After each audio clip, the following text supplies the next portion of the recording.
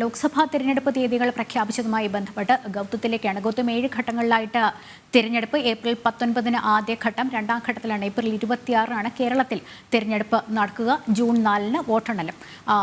ആകാംക്ഷയോടെ ഉറ്റുനോക്കിക്കൊണ്ടിരുന്ന തീയതികളൊക്കെ പ്രഖ്യാപിച്ചു കഴിഞ്ഞു. നമുക്കിങ്ങനെ വിലയിരുത്താം.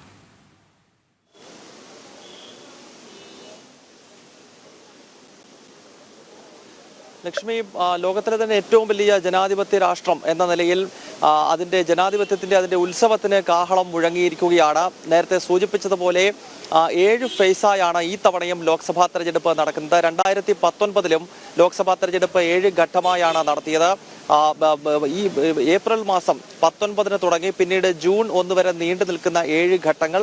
ജൂൺ മാസം 4-ാം തീയതി തെരഞ്ഞെടുപ്പിന്റെ ഫലം വരുന്ന രീതിയിലാണ് കേന്ദ്ര തെരഞ്ഞെടുപ്പ് കമ്മീഷൻ ഇപ്പോൾ ലോക്സഭാ തെരഞ്ഞെടുപ്പ് ക്രമീകരിച്ചു കഴിഞ്ഞിരിക്കുന്നത്. എന്തായാലും തെരഞ്ഞെടുപ്പ് തീയതിയും മറ്റും പ്രഖ്യാപിച്ചു കഴിഞ്ഞതോടുകൂടി വിവിധ രാഷ്ട്രീയ പാർട്ടികളുടെ പ്രതികരണങ്ങൾ ഓരോന്നായി പുറത്തു വരുന്നുണ്ട്. അതിൽ BJP നേരത്തെ തന്നെ ഈ ലോക്സഭാ തെരഞ്ഞെടുപ്പിൽ അവരുടെ പ്രഖ്യാപനം എന്നത് 400-ന് മുകളിൽ സീറ്റുകൾ നേടുമെന്നതാണ്. ഇന്നലെ പത്തനംതിട്ടയിൽ സംസാരിക്കുമ്പോഴും പ്രധാനമന്ത്രി നരേന്ദ്രമോദി അദ്ദേഹം മലയാള ഭാഷയിൽ തന്നെ സംസാരിച്ചത് ഈ തവണ 400-ലധികം എന്നതായിരുന്നു. അത് ലോക്സഭയിൽ ബജറ്റ് സമ്മേളനത്തിന്റെ അവസാന ദിവസം നന്ദി പ്രമേയ ചർച്ചയിൽ പങ്കെടുക്കുമ്പോഴും പ്രധാനമന്ത്രി പറഞ്ഞത് ഈ ലോക്സഭാ തെരഞ്ഞെടുപ്പിൽ 400-ന് മുകളിൽ സീറ്റ് എന്നുള്ളതാണ്. 1984 ഇന്ദിരാഗാന്ധി വധത്തെ തുടർന്ന് രാജീവ് ഗാന്ധിക്ക് ലഭിച്ച ആ 404 എന്ന നമ്പർ മറികടക്കുക എന്നതാണ് BJPയുടെ ഈ ലോക്സഭാ തെരഞ്ഞെടുപ്പിലെ ഏറ്റവും പ്രധാനപ്പെട്ട ലക്ഷ്യം.